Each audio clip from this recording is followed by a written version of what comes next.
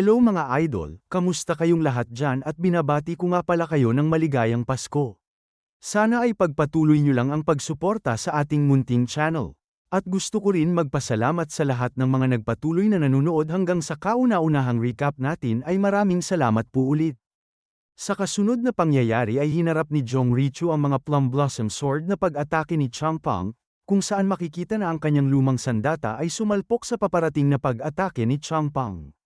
Pero sa hindi inaasahan ay bigla na lamang bumaluktot ang kanyang Plum Blossom Sword na kasanayan, dahilan na nagulat si Changpeng at hindi makapaniwala sa ginawa ni Jong Richu. At dito ay makikita na magkasunod-sunod na pinalo lamang ng kanyang lumang espada ang halos sa lahat ng 36 Plum Blossom Sword na mga atake ni Changpeng. Sa mga sandaling ito ay nagawang itaboy ni Jong Richu ang lahat ng Plum Blossom Sword na atake ni Changpeng, kung saan makikita na tumama lamang ito sa kanyang likuran habang si Jong Richu ay nanatili lamang na nakatayo sa kanyang harapan. Sa puntong ito, ay inihayag ni Changpeng sa kanyang isip na ganap raw na pigilan ni Jong Richu ang kanyang sword chi sa maikling oras na yun gamit lamang ang lumang espada nito. At halos makikita ang pagkagulat sa kanyang mukha at tinatanong ang kanyang sarili kung paano raw ito naging posible. Sa kasunod na galaw ay naglakad si Jong Richu ng paabante patungo kay Changpeng, kung saan makikita ang paa ni Changpeng na halos nanginginig sa mga oras na ito.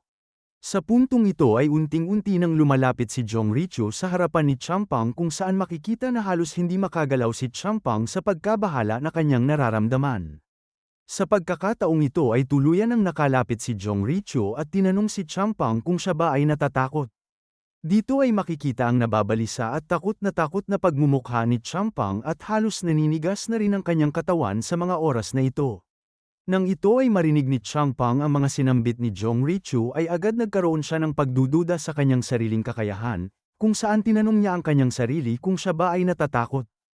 At sa kasunod nito ay nahulog si Changpeng sa kanyang alaala noong kasama niya ang kanyang lolo, kung saan tinanong niya ang kanyang lolo kung ano ba ang kahulugan ng natatakot.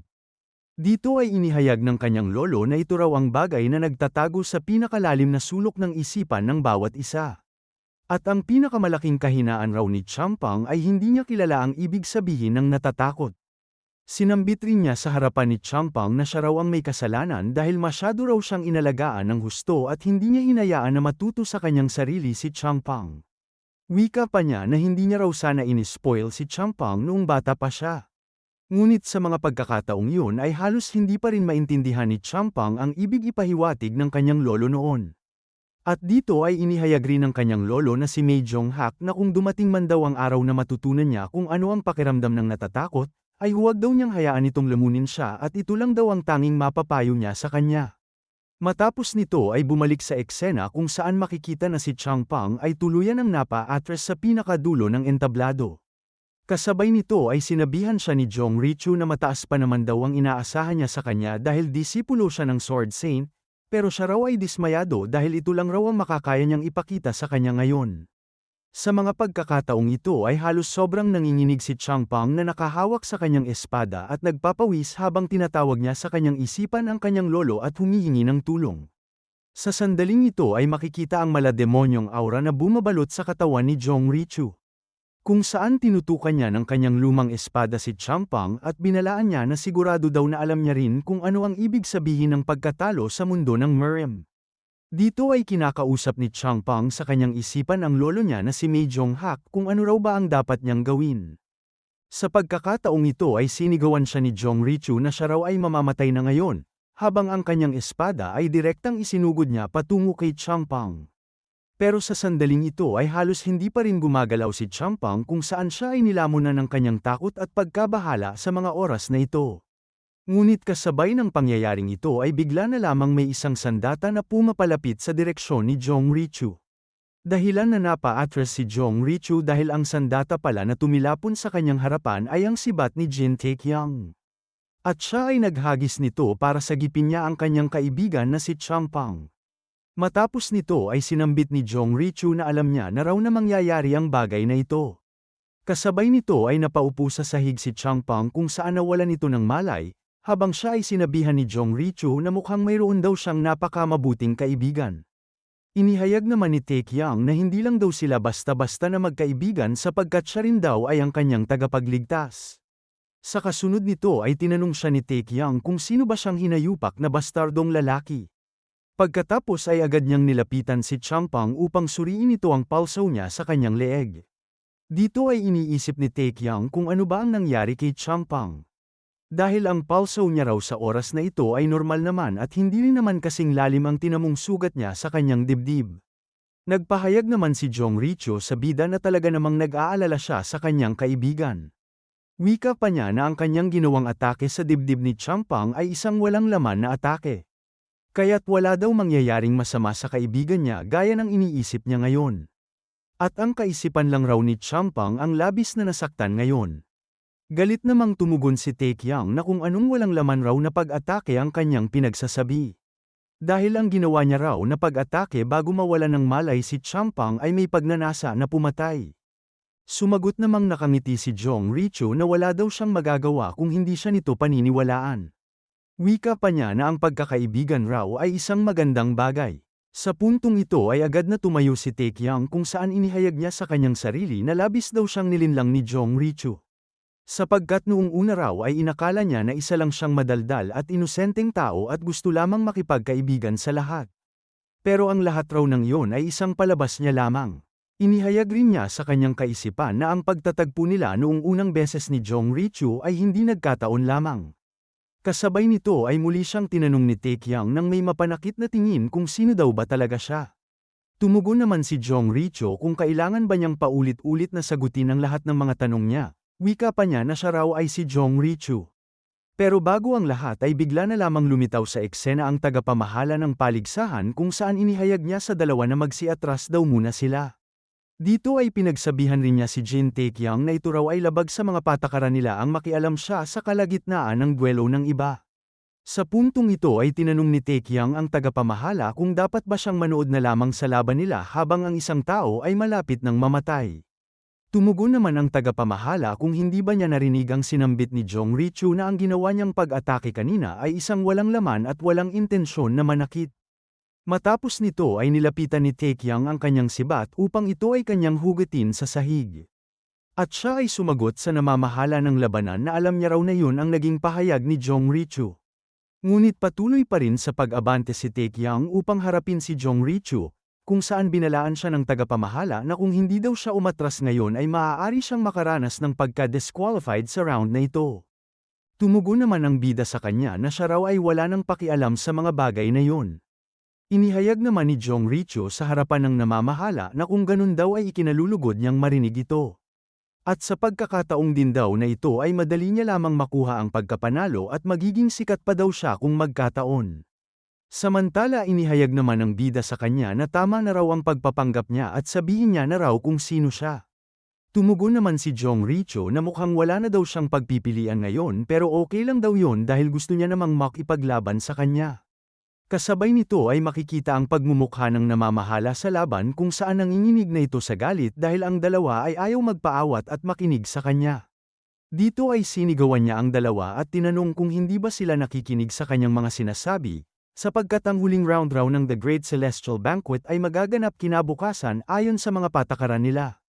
Ngunit bigla na lamang lumapit ang Fire King sa likuran ng lalaki at inihayag sa kanya na kung ganun daw ay palitan na niya ang patakarang iyon. Sa puntong ito ay nabigla at huminto ang lalaki sa kanyang pagsasalita matapos marinig ang boses ng Fire King. Dahil dito, napangiti si Taecyeon dahil sa ginawa ng Fire King sa mga sandaling ito. Kasabay nito ay napatingin rin si Jong Richo sa Fire King matapos itong lumitaw sa eksena. Dito ay makikita na nagpapaliwanag ang lalaki sa Fire King, kung saan inihayag niya dito na upang mabago raw ang mga patakaran ay kinakailangan raw nila ng isang conference at makakuha ng pahintulot sa nakatatanda. Sumagot naman ng Fire King na ang unang senior raw ng The Great Celestial Banquet ay ang Martial God. At pagkatapos raw maglaho ng Martial God ay ang sumunod na nakatatanda o ang senior ngayon ay ang abbot ng Shaolin na si King Dharma. Pero dahil wala din daw si King Dharma ngayon ay tinanong niya ang lalaki kung sino sa tingin niya ang magiging nakatatanda o ang senior kung isa sa alang-alang nila ang edad at mga posisyon. Sa puntong ito ay tumingin ang lalaki sa nakaupong matanda at napagtanto na wala rin si King Dharma doon. kaya't sa mga sandaling ito ay sumagot siya sa Fire King na siya raw ang magiging senior ngayon ng Great Celestial Banquet. Matapos nito ay nagsalita ang Fire King na kung ganoon raw ay maaari na niyang kalimutan ang walang kwentang patakaran na iyon. At wika niya na ihanda niya na raw ang susunod na duelo. Kaagad namang sumunod ang lalaki at inihayag sa Fire King na gagawin niya na raw ito. Matapos nito ay tinawag niya ang pansin ni Jong Richu at siya ay kanyang tinitigan. Nagtanong naman si Jong Richu sa Fire King kung siya ba ang kanyang tinutukoy. At dahil sa pagiging casual na pagsagot ni Jong Richu at tila walang galang sa matanda ay tinawag siyang bastos ng Fire King at wika pa niya na siya daw ang kanyang tinutukoy. Sa puntong ito ay tinanong siya ni Jong Richu kung ano daw ang kailangan niya sa kanya. Dito ay diretsahang tinanong siya ng Fire King kung siya ba ay nanggaling sa Heavenly Mountain. Sapagkat ang Heavenly Mountain na tinutukoy ng Fire King ay siyang pugad ng mga demonic cult. Dahil dito, nabigla ang tagapamahala ng laban sa inihayag ng Fire King. Samantala ang bida naman ay napatingin sa Fire King matapos niyang ihayag ito sa kanyang harapan. Sa pagkakataong ito ay nagbigay lamang ng mapangutyang ngiti si Jong Richu at hindi muna sumagot sa kanyang katanungan. Sa kasunod na galaw nito ay sinagot niya ang Fire King na ang kanyang katanungan raw sa kanya ay sasagutin niya lamang kung matatapos na ang huling round ng paligsahan. Galit namang inihayag ng Fire King na kung ayaw niya raw magtapos ang buhay niya sa sandaling ito, ay mas mabuti raw na pag-isipan niyang mabuti ang kanyang isasagot. Tumugon naman si Jong Richu sa Fire King na paano naman daw kung mangyari ang isang masamang insidente bago pa man niya masagot ang tanong na iyon. Tinanong naman siya ng Fire King kung anong ibig sabihin niya sa masamang insidente na mangyayari. Dito ay nagbigay ng halimbawa si Jong Richu sa Fire King, na kung paano daw kung bigla na lang mawala ng kaisa-isahang disipulo ang isang master na tulad niya sa sandaling ito. Matapos marinig ni Taekyang ang mga sinambit ni Jong Richu, ay agad siyang nagalit kung saan nilapitan niya ito at tinanong na kung sa tingin ba niya ay ganoon na siya kalakas para hamakin siya nito. Kasabay nito ay nagbabala ang Fire King na kung mangyari daw ang ganoong trahedya, ay ang maestro na nawala ng kanyang disipulo ay magagalit at susunugin ng buhay ang may sala o ang gumawa nito. Tumugon namang tumatawa si Jong Richu na tila yata masyado siyang nagmamadali sa paghusga, sapagkat hindi pa nga raw niya alam kung sino ang kanyang tinutukoy. Naiinis namang inihayag ng Fire King na sadyang kilalang kilala niya raw ang taong tinutukoy niya. Samantala nakamasid lamang ang bida sa mga aksyon at pinagsasabi ni Jong Richu. Kung saan sinasabi niya sa kanyang isip na napakaasal demonyo talaga ng taong ito. Dito ay inihayag ni Taekyang sa kanyang isipan na tila wala daw siya magagawa sa pagkakataong ito. Dahil hindi niya na daw sana gagamitin ang chi sense niya matapos niyang malaman na ang antas at lakas ay hindi magkatumbas dito sa Miriam. Pero wala na siyang ibang pagpipilian pa kundi ang subukan na gamitin ito para matukoy ang antas ni Jong Richu. Sa mga sandaling ito ay tuluyan nang ginamit ni Taekyang ang kanyang chi sense para alamin ang totoong antas ni Jong Richu. Matapos nito ay nag-alerto ang sistema na kasalukuyan raw ay nasa antas na siya ng kanyang ikawalong maestro, kung saan nagbibigay daan sa kanya na masuri ang mga target sa loob ng humigit kumulang 80 metrong saklaw at may antas na mas mababa sa level 100. Kasunod nito ay makikita na unting-unti nang lumalapit patungo kay Jong Richu ang chi sense ni Taekyang sa mga oras na ito. Pero nang ito ay makadapo na sa paanan ni Jong Richu, ay tila mayroong isang hindi mapaliwanag na kakayahan na siyang pumipigil sa kakayahan ni Taekyang na makapasok sa katawan ni Jong Richu.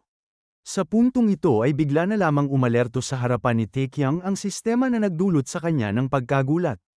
Kung saan inihayag dito na ang chi sense niya ay hindi nagtagumpay at hindi nagawang siyasatin ang napiling target nito. Sapagkat mayroon daw isang hindi kilalang lakas ang siyang lumalaban sa kakayahan ng kanyang chi sense. Dito ay makikita ang reaksyon ni Taekyang na hindi makapaniwala sa kanyang nalaman, sapagkat kahit daw ang mismong Fire King na si Jokchon Gang ay hindi kayang pigilan ang kakayahan ng chi sense niya. Dahil dito, napaisip si Taekyang na kung ibig bang sabihin nito ay mas malakas si Jong Richu kaysa sa Fire King. Pero kaagad niya namang kinontra ang pag-iisip na ito na napaka-imposible raw na mangyari ito. At dito ay napagtanto ni Taekyang na marahil ang kakayahan raw na pumipigil sa kanyang chi sense ay isang demonic arts. Sa puntong ito ay tila alam ni Jong Richu ang mga pinaggagawa ni Taekyang, kaya naman sinabihan niya itong na tila mayroon daw siya isang kawili-wiling lihim na galaw. Kasunod nito ay diretsahang tinanong siya ng bida kung siya ba ay nanggaling sa demonic cult. Tumugon naman si Jong Richo na ito raw ay sasabihin niya lamang kung siya daw ay mananalo laban sa kanya. Kasabay nito ay nagtanong rin siya kay Taekyung kung ano daw ba ang kanyang ginawa kanina. Nakangiti namang sumagot ang bida sa kanya kung nagnanais ba siyang malaman yon, dahil kahit manalo pa raw si Jong Richo sa laban nila ay hindi pa rin niya sasabihin kung ano ang kanyang ginawa. Inihayag naman ni Jong Richo sa bida na mukhang malaki na pagkatalo nga talaga yon kung hindi niya sasabihin sa kanya ito. Kaya't labis na nasasayangan si Jong Richo dito kaya puwersahan niyang inihayag sa bida na simulan na raw nila ang laban nila ngayon. Nananabik namang sumagot ang bida sa pahayag ni Jong Richo na umpisahan na raw nila ang pagtutuos na ito.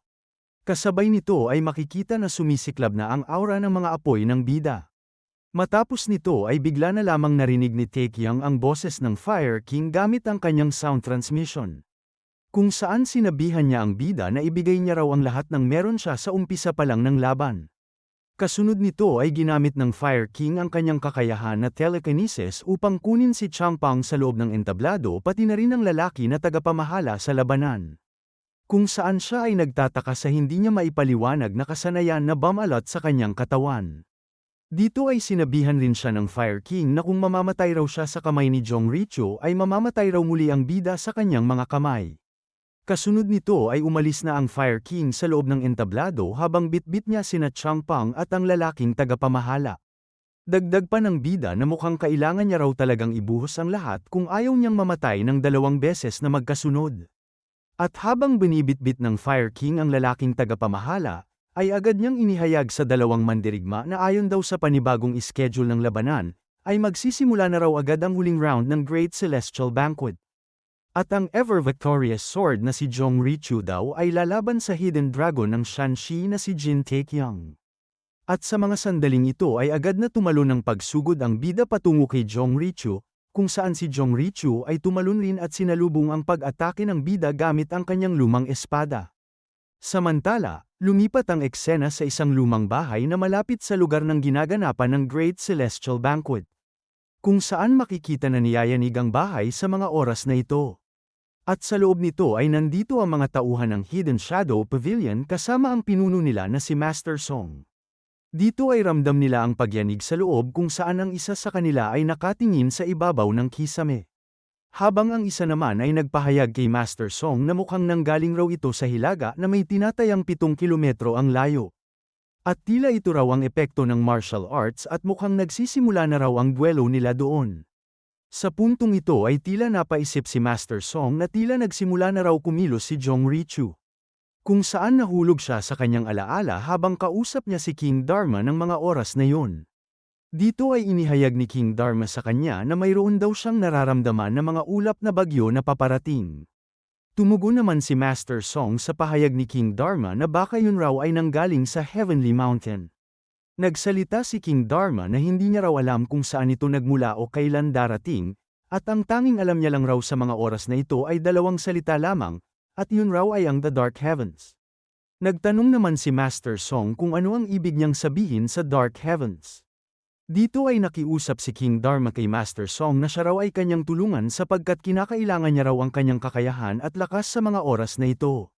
Bumalik sa kasalukuyan kung saan iniisip ni Master Song na naruroon ang mga maestro ng 9 na dakilang sekta at ang 5 dakilang angkan pati na rin ang 10 Kings habang gaganapin ang duelo. At sa tingin niya noong una ay wala na siyang dapat ipag-alala. Kaya't sa puntong yun ay inutusan ni Master Song ang kanyang mga tauhan na sabihan daw nila si King Dharma na darating siya doon kaagad. Pero tumugon ang isa sa kanyang mga tauhan na si King Dharma raw ay umalis sa kalagitnaan ng eksena. Kaya naman nagtataka si Master Song kung ano kaya ang nangyayari ngayon. Sapagkat si King Dharma daw ay hindi isang tao na kailangan niya ipag-alala, pero sana raw ay wala namang masamang may nangyari sa oras na ito.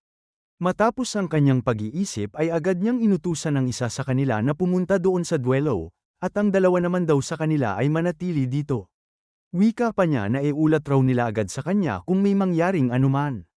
Dinagdag rin niya na ang natira raw sa kanila ay sumunod sa kanya at pagdating daw nila sa lugar ay siguraduhing isarado nila ang buong paligid ng maayos.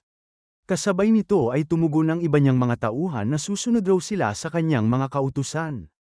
Samantala iniisip ni Master Song ang ulat na kanyang nakuha kamakailan kung saan may mensahe siyang nakuha mula sa mensahero na natuklasan raw nila ang Night Murderer. At dito ay iniwika niya sa kanyang sarili na ito palang ang pinakamahalagang bagay ngayon na kanyang nakalap. Bumalik ang eksena kung saan ang mga tao ay ramdam ang hagupit ng mga puwersang tinataglay nila ni Taekyung at Jong Richu sa laban. Kung saan sa mga oras na ito ay matinding nagsasalpukan ang kanilang sibat at espada sa loob ng entablado. Dito ay inihayag ni Jong Richu sa harap ng bida na talaga namang malakas daw ang puwersang tinataglay ni Taekyung. At hindi niya raw inaasahan na magagawa niyang paatrasin siya nito ng bahagya.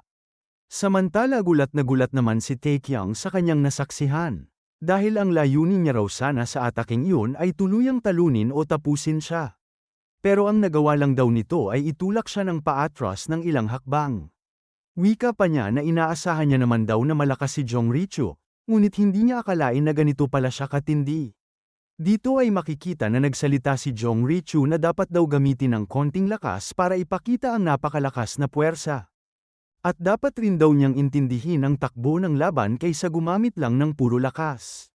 Sa kasunod na galaw ay hinayaan niya na dumulas ang espada niya sa sibat ni Taekyung at saka umabante ng pagkilos na pag-atake sa harapan ni Taekyung. Kung saan sa mga sandaling ito ay ginamit niya ang kanyang kaliwang kamay upang atakihin si Taekyung ng kanyang palad. At sa tindi ng puwersang tinataglay ni Jong Richu sa pag-ataking iyon ay tumalbog si Taekyung ng ilang metro, pero mabilis namang ginamit ng bida ang kanyang sibat at ibinaon ito sa lupa para hindi siya tumalsik ng malayo. Nang sinubukan siyang sundutin ng espada ni Jong Richu ay mabilis na ginamit ni Taekyung ang kanyang liksi at umikot siya sa kanyang hinahawakang sibat upang ito ay kanyang iwasan. Sa kasunod na galaw ay ginamit ni Taekyung ang kanyang kasanayan na tinatawag na solar kick. Kung saan ang kanyang umaapoy na paanan ay ginamit niya upang sipain si Jong Richu. At sa puntong yun ay nagawa niyang matamaan sa katawan ng ilang umaapoy na pagsipa si Jong Richu. Dahilan na siya ay mapa-atras ng ilang metrong layo sa kinatatayuan ng bida. Tumugon naman si Jong Richu na nakakahiya naman daw na matamaan siya nito pero ayos lang daw yun dahil gusto niya naman daw ang pormahan ng pagkapunit ng kanyang damit. Pagkatapos nito ay nagsalita si Jong Richu na talagang kahanga-hanga raw si Taekyung at unti-unti na daw siya nito nagugustuhan ng lalo. Sa kasunod na galaw ay bigla na lamang naglaho si Jong Richu sa harapan ni Taekyung, kung saan siya ay nabigla sa sobrang bilis na pagkilos ni Jong Richu. At sa kasunod nito ay nasa likuran na niya si Jong Richu kung saan hinampas siya nito ng espada at sinabihan na simulan na raw nila ang digmaan nila. Ngunit ang bida ay mabilis namang nasangga ang pag-ataking ginawa ni Jong Richu. Sa sandaling ito ay nagalit si Taekyung at tinawag siya nito na hinayupak na bastardo habang winawasiwas niya ang kanyang sibat sa harapan ni Jong Richu. Pero ang bilis ni Jong Richu ay kahanga-hanga dahil mabilis siyang nakaalis sa harapan ni Taekyung. Matapos ang ginawang pag-atake ni Taekyung ay mabilis ulit na umabante si Jong Richu at inatake si Taekyung ng kanyang espada. Subalit si Taekyung ay mabilis rin na dinepensahan ang kanyang sarili sa mga pag-ataking yun. Sa kasunod nito ay direktang inatake siya ni Jong Richu ng kanyang espada pero nagawa itong maiwasan ni Taekyung, kung saan nakakuha siya ng pagkakataon na magbigay ng counter-attack sa kanya. Dito ay ginamit ni Taekyung ang kanyang kasanayan na Divine Palm of Fire para atakihin si Jong Richu habang ang kanyang kamay na palad ay nagsisimula ng umapoy. Sa sandaling ito ay napansin naman ni Jong Richu ang binabalak gawin ni Taekyung kaya naghanda rin siya ng kanyang kamao na may chi upang salubungin ang Divine Palm of Fire ni Taekyung. Dito ay makikita na nagsalpukan ang kamao ni Jong Richu at ang Divine Palm of Fire ni Taekyung dahilan na magdulot ito ng matinding pagkasilaw sa paligid. Sa tindi ng puwersa nilang dalawa ay nagdulot rin ito ng malaking usok at pagyanig sa paligid. Kasabay nito ay napaatras ng bahagya si Taekyung habang si Jong Richu ay ganun rin dahil sa lakas na puwersang mayroon sila. Nang mawala na ang usok ay nakita na nakatayo ang dalawa sa gitna ng entablado habang siya ay tinitigan ng mapanakit na tingin ni Taekyung. Kasabay nito ay nagsalita si Jong Richu sa bida na hindi daw yun isang matalinong desisyon ang ginawa ni Taekyung. Dahil kung makikita raw niya ngayon ay talaga namang mas malakas ang kanyang chi kumpara sa kanya. Sa kasunod nito ay napasok si Taekyung ng maraming dugo matapos niyang salubungin ang suntok na may chi ni Jong Richu. Sa puntong ito ay umuubos si Taekyung dahil na rin sa panloob na sugat na kanyang tinamo. Wika pa niya sa kanyang sarili na alam niya raw na natutunan ni Jong Richu ang ilang mga demonic arts. Pero ipinagtataka niya kung paano daw niya nakuha ang ganitong antas ng martial arts sa batang edad na ito. Dahil dito, muli siyang tinanong ni Taekyang kung sino ba talaga ang kanyang pagkatao. Tumugon naman si Jong Richu na yun rin daw sana ang gustong itanong niya sa kanya. Sapagkat hindi niya raw akalain na makakatagpo siya ng isang kasing husay niya sa buong buhay niya. Naiinis namang inihayag ni Taekyang na napakasinungaling niya raw, dahil kung totoo daw sana ang kanyang sinasabi ay dapat sana ay nahihirapan siya sa laban nila. Sumagot naman si Jong Richu na siya daw ay nagiging totoo sa kanya, pero sabihin na lang daw nila na mas espesyal siya kumpara sa kanya. Matapos nito ay dumura si Taekyang ng dugo sa sahig at inihayag niya kay Jong Richu na anong espesyal raw ang kanyang sinasambit. Wika pa niyang tanong kung ito ba ay isang alamat ng mga demonic arts na kanyang natutunan. Nagsalita naman si Jong Richu na lagi na lang raw iniisip ng mga tao na may kinalaman ito sa demonic arts kapag nakaharap sila sa isang bagay na hindi pangkaraniwan. Sapagkat ang mga bagay raw na ito ay mahirap tanggapin para sa kanila ng basta-basta. Dagdag pa ni Jong Richu na anumang karagdagang paliwanag mula doon ay magiging sayang lang daw sa oras. Sumagot naman si Taekyang na mukhang tama raw ang sinabi ng kanyang master noon na ang pagtulog raw ay isang luho para sa mga martial artist. Kasabay nito ay lumitaw ang kanyang stat profile sa harapan kung saan inihayag niya na maganda raw ang mga paulit-ulit na pagkuha ng quest. Subalit nagtataka naman si Jong Richu sa kung ano ang kanyang ibig sabihin sa mga quest na kanyang sinasambit. Inihayag rin ng bida na siguro daw ito ang dahilan kung bakit palaging sinasabi ng mga matatanda na mag-ipon sila. Kung saan makikita dito na ang lahat ng mga naipon na stat points ni Taekyang ay umabot na sa 500 na puntos. Nagtataka naman si Jong Richu kaya tinanong niya ang bida kung ano ang kanyang mga pinagsasabi. At sa kasunod nito ay inubos ni Taekyang ang mga natitirang stat points niya at inilagay ito sa kanyang lakas at liksi. Matapos nito ay inihayag ni Taekyang na ang ibig niya raw sabihin sa mga sinasabi niya ay magiging mas mahirap na daw ito para sa kanya ngayon. Dito ay makikita na nag-iba muli ang aura at ang lakas na tinataglay ng bida, kung saan nararamdaman niya na umaapaw ang lakas at liksi na mayroon siya ngayon.